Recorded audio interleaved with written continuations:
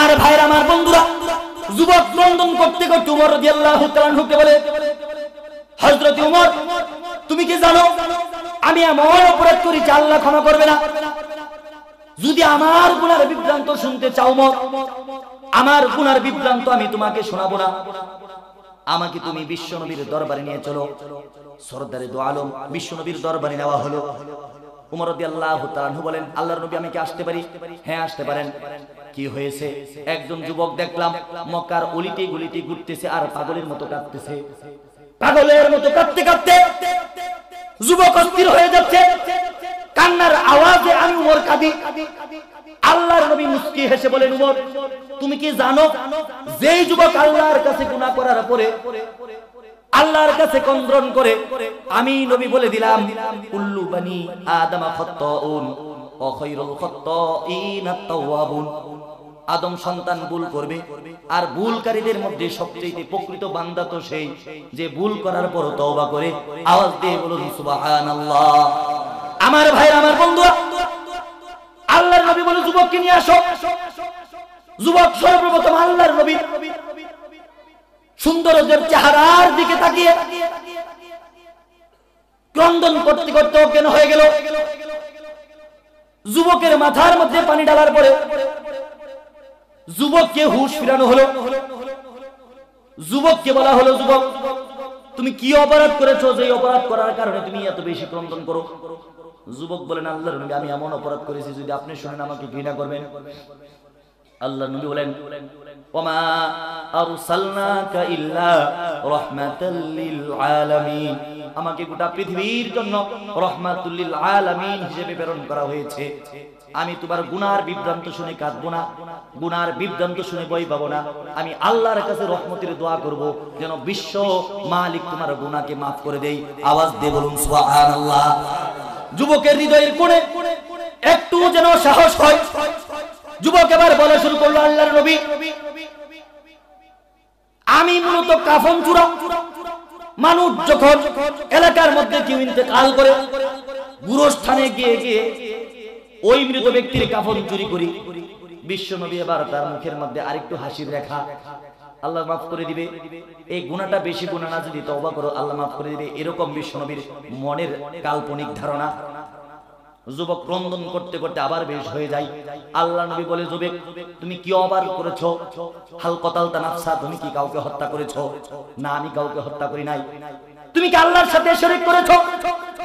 না, আমি আল্লাহর সাথে শরীক করি নাই। তাহলে তুমি কেন কাঁদো? যুবক এবার বলা শুরু করে দিল, আল্লাহর নবী রাহমাতুল লিল আলামিন, আমি কাফনের কাপড় চুরি করি। একজন ব্যক্তি এসে আমার কানের মধ্যে আওয়াজ দিয়ে বলে, আমার সহপাঠী কাফন চোরাইছে বলে। ওই কাফন চোরা তুই জানোস নাকি? মদিনার বুকে একজন সুরসী সুন্দর সুন্দরী 16 বছরের বয়সী একটা কুমারী যুবতী মেয়ে ইন্তেকাল করেছে। ওই কাফনের কাপড় আমরা চুরি করতে যাব। আমি বলে দিলাম, আমার ঘরের মধ্যে অভাব, আমার টাকার প্রয়োজন বেশি, আমার ঘরের মধ্যে স্ত্রী নাই, সন্তান নাই, আমার ঘরের মধ্যে অনেক পেরেশানি, আমি আজকে কাফনের কাপড় একা চুরি করতে যাব। আল্লাহর নবী, আমি কাফনের কাপড় চুরি করার জন্য ওই গুরুস্থানের ভিতরে প্রবেশ করে ফেলি। আস্তে আস্তে মহিলার কবর থেকে, যুবতী নারীর কবর থেকে আমি আস্তে আস্তে আশ্রে আশ্রে মাটি সরাইতে থাকি। যখন মাটি সরিয়ে বাঁশ দেখা পাই, আমি কাঁচা বাঁশের ছাউনিটা বেদ করে ফেলি। আস্তে করে আমি দুই হাত কবরের দুই পাশ দিয়ে গুরুস্থানের ভিতরে, কবরের ভিতরে প্রবেশ করে ফেলি, ঢুকে পড়ি। আল্লাহর নবী গো, আমি যখন কবরের ভিতরে ঢুকে পড়ি, আস্তে করে মহিলার মাথার মধ্যে যেই বাটটা ছিল ওই বাটটা আমি খুলে দেই। পায়ের মধ্যে একটা রশি ছিল, ওটাও আমি খুলে ফেলি। আল্লাহর নবী রাহমাতুল লিল আলামিন, আপনি শুনুন, মাথার বাট আমি খুলে নিলাম, পায়ের বাট আমি খুলে নিলাম, আস্তে আস্তে লম্বা চাদরটা আমি তার শরীর থেকে খুলে নিলাম, অতঃপর ছোট চাদরটাও আমি খুলে নিলাম, অতঃপর মাথার কাপড়টাও আমি খুলে নিলাম। সর্বশেষ ওই যুবতীর বক্ষ যুগল বেষ্টন করে যেই সাদা পোশাকটা ছিল, আমি ওই পোশাকটাও খুলে নিলাম। আল্লাহর নবী, আমি যখন সব পোশাক খুলে নিয়ে কাফনের কাপড়গুলো উপরে রেখে দিলাম, আমি উঠে যাব, হঠাৎ করে নিজ দিকে তাকিয়ে দেখি কত সুন্দর নারী, এমন সুন্দর মহিলা আমি আমি পৃথিবীতে কোনোদিন দেখি নাই বাচ্চার মেয়ে দেখেছি, প্রেসিডেন্টের মেয়ে দেখেছি, সমস্ত কাফেরের মেয়ে আমি দেখেছি। 10 বছরের মেয়ে দেখেছি, 20 বছরের মেয়ে দেখেছি, 40 বছরের মহিলা দেখেছি। এত সুন্দর মহিলা আমি কোথাও দেখি নাই। হঠাৎ করে শয়তান নামক প্রেসিডেন্ট আমার কপালের মধ্যে এসে বসে গেল, আমার মাথার মধ্যে এসে বসে গিয়ে বলে, যুবক তোর বয়স তো মাত্র 26, কাফন চুরি করে রুজি রোজগার করিস, কোনোদিন একটা সুন্দর বিবাহ করতে পারবি না, আজ পর্যন্ত একটা প্রেম করতে পারলি না, আজ পর্যন্ত একটা মেয়েকে ভালোবাসতে পারলি না, আজ পর্যন্ত বিবাহ করতে পারলি না, তোর সংসারের যে অবস্থা বিবাহ করতে পারিস কিনা এটাই তো সন্দেহ। আর যদি বিবাহ করতে পারিস এরকম জমিদার বংশের মেয়েকে বিবাহ করতে পারবি না, যদি জমিদার বংশের মেয়েকে বিবাহ করতে পারিস এরকম সুন্দরী মেয়েকে বিবাহ করতে পারবি না। যুবক আমি শয়তান বলে দিলাম, তুই মেয়ের সাথে জেনা কর, পৃথিবীর কেউ দেখবে না, মহিলাও বাধা দিবে না।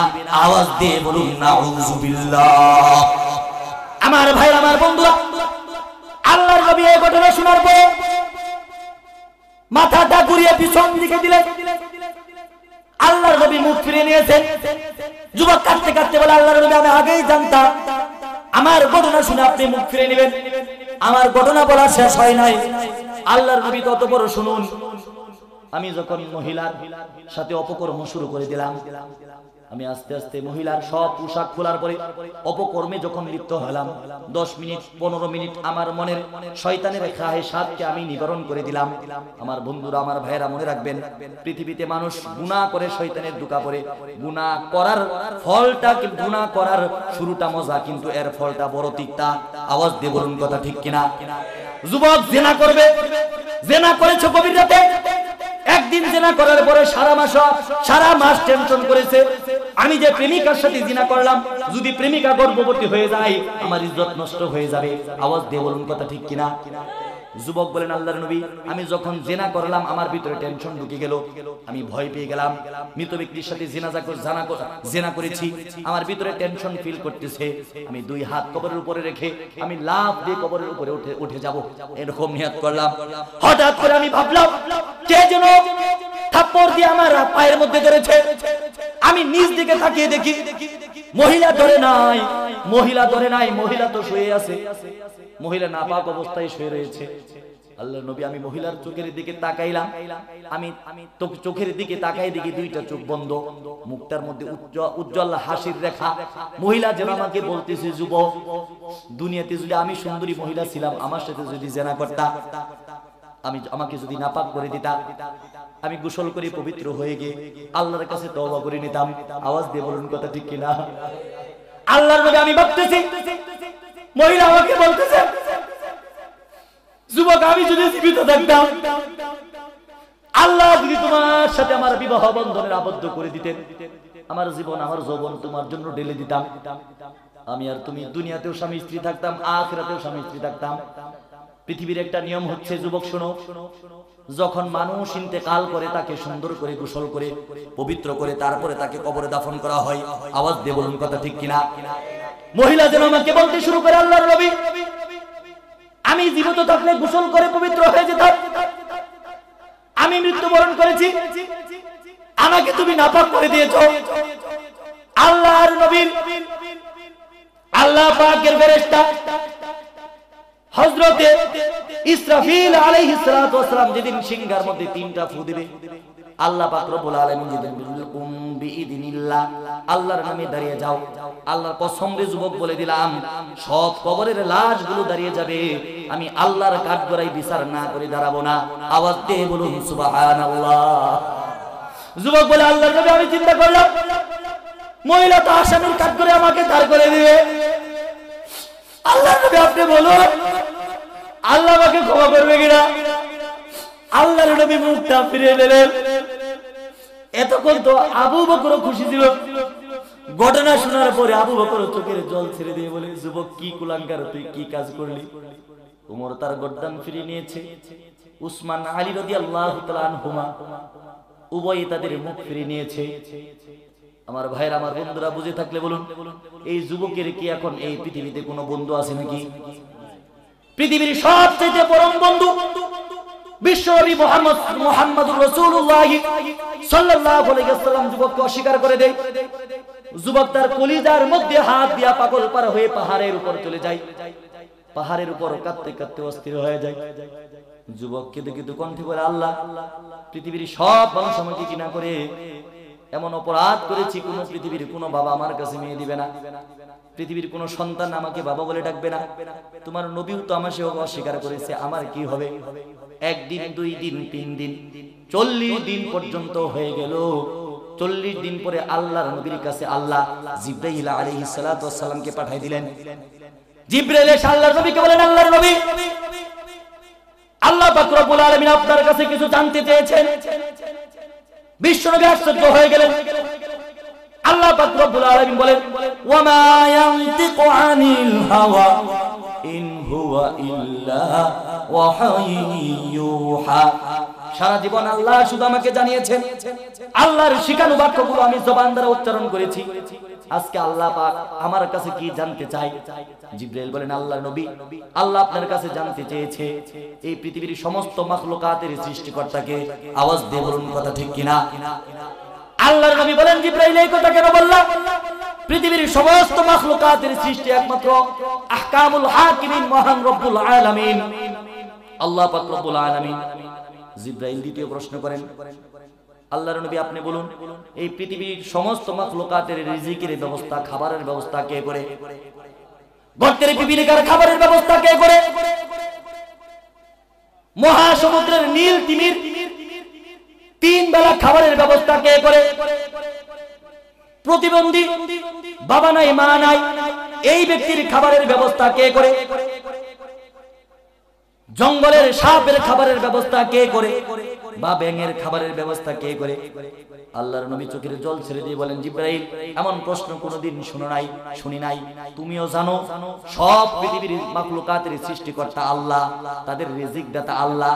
এবার জিবরাইল বিশ্বনবীকে 3 নাম্বার প্রশ্ন ছড়ে দেয়, বিশ্বনবী আপনি বলুন, পৃথিবীর কোন মানুষ, কোন জিন যদি আল্লাহর সাথে নাফরমানি করে, আল্লাহর কাছে গুনাহ করে, মানুষের হক নষ্ট করে, এই গুনাহ মাফ করে দেওয়ার মালিক কি আপনি বিশ্বনবী নাকি আল্লাহ পাক রব্বুল আলামিন?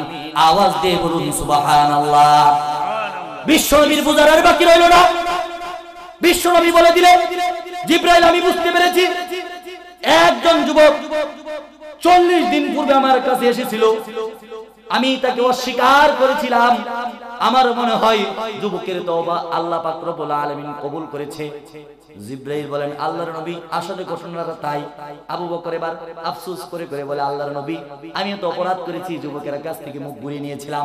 ওমর একই কথা, হযরতে উসমান, হযরতে তালহা, হযরতে জুবাইর, হযরতে আলী রাদিয়াল্লাহু তাআলা আনহুর মুখে একই ধ্বনি উচ্চারণ, আমরা অপরাধ করেছি। সমস্ত সাহাবীরা মিলে যুবককে খুঁজতে গেল। যুবক আল্লাহর কাছে তওবা করে 2টা পা পাহাড়ের উপরে দিয়ে, 2টা পা মাথাটা নিচ দিকে দিয়ে যুবক কাঁদতে কাঁদতে আল্লাহর কাছে বলেন, আল্লাহ 40 দিন যাবত তোমার কাছে তওবা করি, আল্লাহর নবী আমাকে অস্বীকার করেছে, আবু বকর আমাকে অস্বীকার করেছে, ওমর আমাকে অস্বীকার করেছে, তালহা আমাকে অস্বীকার করেছে, জুবাইর আমাকে অস্বীকার করেছে, আলী রাদিয়াল্লাহু তাআলা আনহু আজমাইন আমাকে অস্বীকার করেছে। আল্লাহ তুমি মাফ না করলে আমি আর এই পৃথিবীতে বেঁচে থাকতে চাই না। আল্লাহ রাব্বুল আলামিনের কাছে, আল্লাহ পাক রব্বুল আলামিন বিশ্ব নবীর কাছে আয়াত নাযিলের মাধ্যমে যা দিলেন, ফাস্তাগফিরু রাব্বাকুম ইন্নাহু কানা গফফারা। আওয়াজ দিয়ে বলুন সুবহানাল্লাহ।